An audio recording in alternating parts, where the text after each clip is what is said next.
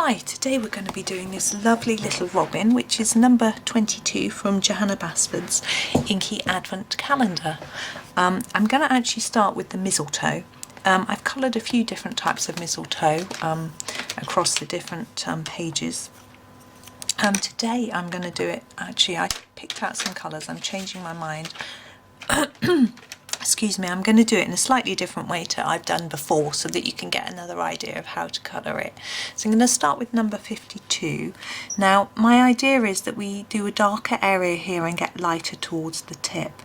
The feeling is that there'll be more shadow at this end where it's near to the berry, and the leaf seems to be almost pushed together at this part, like it's sort of folded a little bit, and therefore there will be more shadow.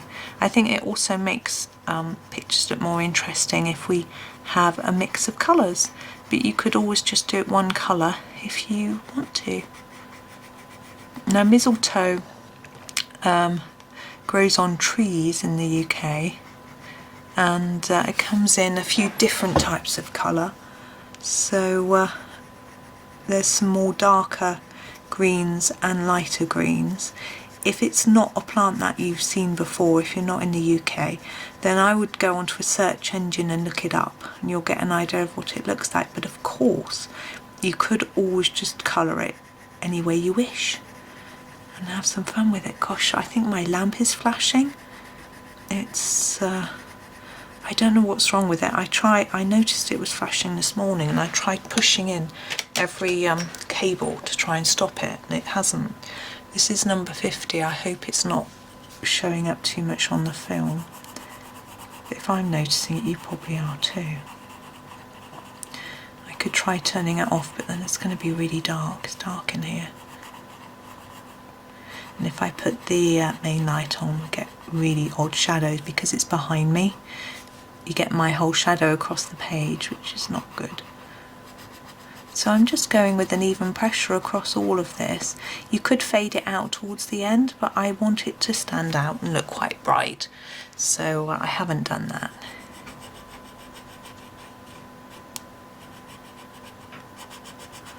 And this bit is all the same.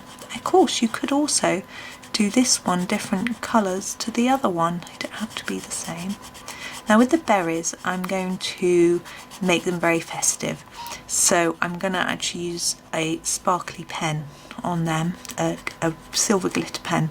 So I'm not going to do them, I've just missed the end of that.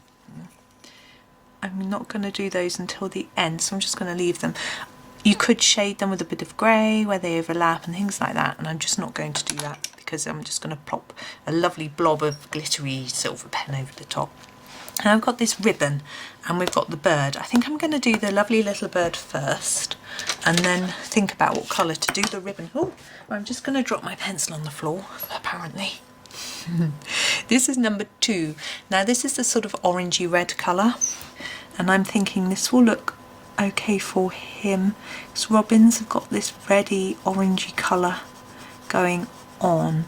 Now we often see it done very vibrantly on Christmas cards and things like that, but when you see a real robin it's quite orangey sometimes, and it also fades down into a grey, but actually we can do this bit grey, so I think I will do the whole of this section in this colour because that's how Johanna has done it for us. But I'm not going to do just the one colour, I want to mute it down a little bit, so I'm going to use a brown, number 73, and only very lightly because he isn't brown in this bit, and I shall go over it in another colour too to try and get just the right colour.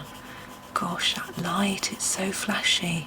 I'm really sorry if it's really bad for you. I'll try and sort it out before I make another video. I just don't want to stop this one part the way through. Now that looks a bit, I don't know what to say really. I'm going to go in with this vibrant orange and try and brighten him up a little bit, but not, I don't want him to be fluorescent, but it will also blend those colours together. Do you see how it's sort of bringing it all together? I'm pushing down a bit harder to try and mix up the colours.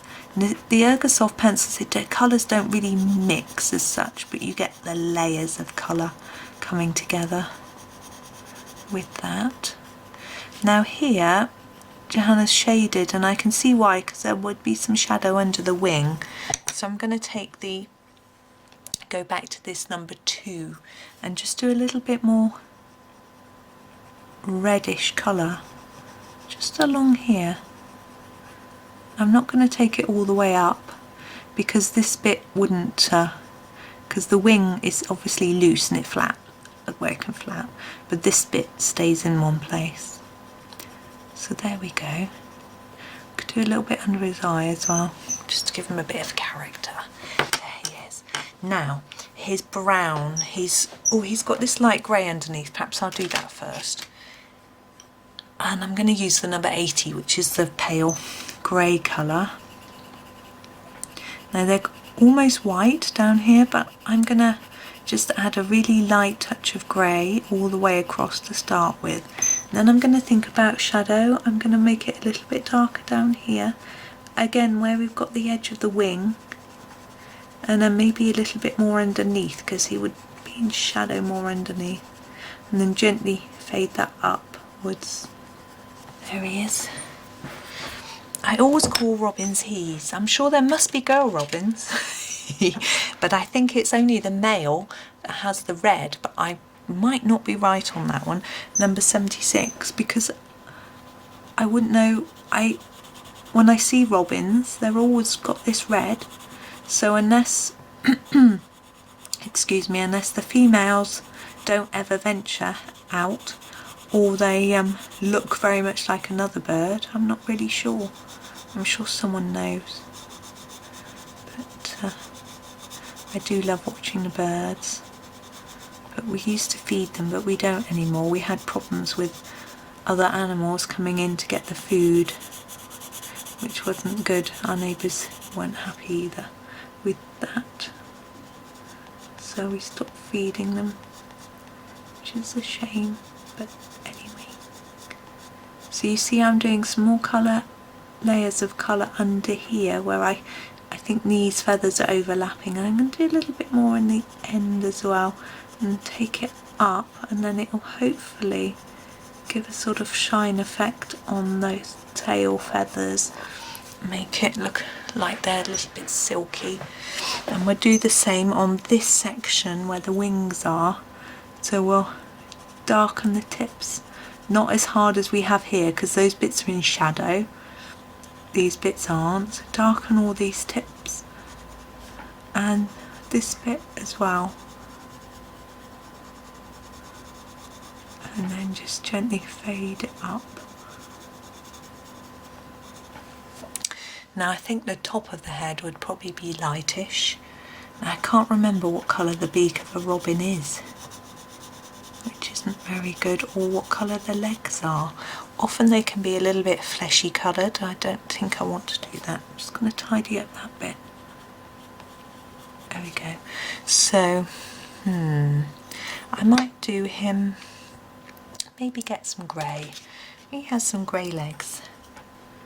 I don't really want to, could do them bright yellow, which is what I'm always tempted to do with little birds' legs, but it would draw attention. They would stand out because it would be brighter than everything else. I don't really want that. I think we want everything to stand out the same amount.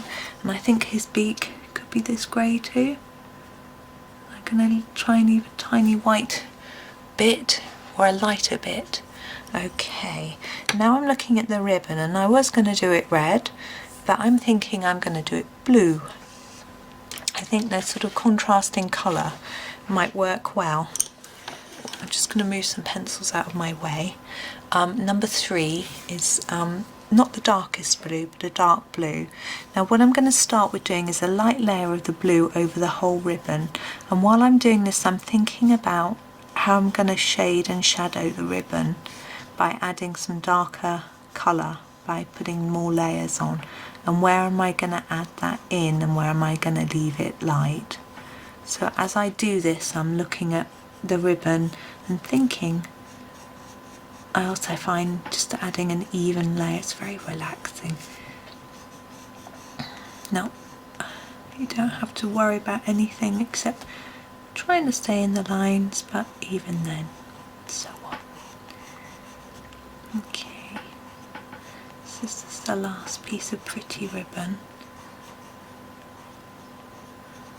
Oh, that light's flashing again. I'm so sorry if it's distracting or annoying or causing you any problems. My son is photosensitive and I'm very careful about flashing lights normally. So I'm going to go in darker wherever the ribbon is near something else. I think whenever I've watched Johanna Basford doing colouring, that's what she does. And it makes sense that there'd be a bit of shadow where something was nearby. But I'm going to put a bit of darker colour on the end as well.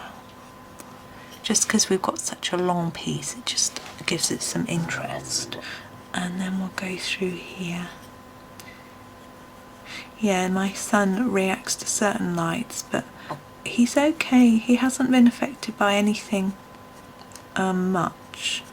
He was watching a video at school and they had like a aeroplane with a propeller, and that made him feel very odd. He said, but he managed it very well. He just looked away until he felt better.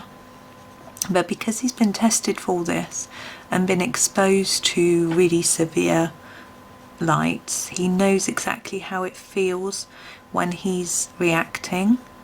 So he knows what to do now if he feels that it's affecting him, which is very useful. Okay. Now, this is a very long piece of all the same colour. I'm thinking it would be catching the light here, but maybe down here we'd have a little bit darker. I'm just guessing here, but I just want it to not all be the same colour. And the same with this piece. I'm thinking maybe I'll fade it up there a little bit more. There we go. Even with that one, just a little bit. There we are. Now we're nearly done, but I mustn't forget to do these silver berries. So this is my Uniball Signo. It's very small on there, you probably can't see, it says sparkling, and then down here it says silver, and it says Mitsubishi Pencil Company Limited. So I'm going to just go over the whole of each berry in the lovely sparkly pen. I was thinking last night actually about glitter. I was thinking about buying some stickles which are very glittery and beautiful. But I started to think about a lot of shops these days aren't using glitter because of the environment, because it's made of plastic. And I was wondering whether we should have any concerns like that about glitter pens as well. But I sort of thought, well, I'm not going to want to be recycling my work anyway. I'm going to want to keep it. So maybe that's okay. But I don't know. I was thinking about it a little bit. But I've already got these glitter pens, so I'm going to enjoy them and use them. It would certainly be a waste if I didn't. And if I want to replace them, I shall have a think. Anyway, there's our little robin. He's quite simple. Now you could add a background, you could add little dots of different glittery pens. It's quite tempting to think, shall I do a bit of blue glitter around the ribbons, which I think I'm going to do. Let me see if I can find the right pen. That's purple. No, orange. No, red. Oh gosh, hang on, I'm going to have to stand up. Oh.